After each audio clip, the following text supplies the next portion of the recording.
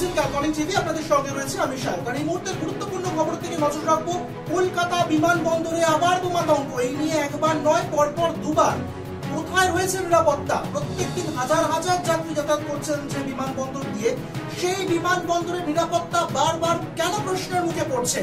বিস্তারিত জানবো। News room থেকে রয়েছে আমাদের প্রতিনিধি সিঞ্জিনী সরকার। সিঞ্জিনী, কি জানাচ্ছেন কর্তৃপক্ষ, কেমন রয়েছেন যাত্রীরা এখন? জানবো সিঞ্জিনীর কাছ থেকে। দেখো শায়ক, এই মুহূর্তে যা পরিস্থিতি তাতে কিন্তু চিন্তার ভাঁজ পড়েছে সকলের কপালে।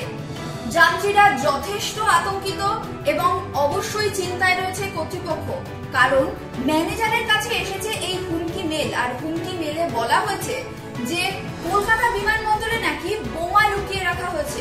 কারা করছে এই কাজ, কোথা থেকে আসছে এই হুমকি মেল, সে সম্পর্কে কিন্তু কর্তৃপক্ষ এখনো কিছুই জানা যায়নি। তবে চিন্তার কারণ যথেষ্ট রয়েছে, তার কারণ কলকাতা বিমানবন্দরের মতো এতখানি ইম্পর্টেন্ট একটা জায়গা, যেখানে কিনা এত হাজার হাজার যাত্রী প্রত্যেক দিন যাতায়াত করে, আবার বহু বিদেশি যাত্রী, বিদেশি পর্যটক কলকাতা বিমানবন্দরের মধ্যে দিয়ে যাতায়াত করে।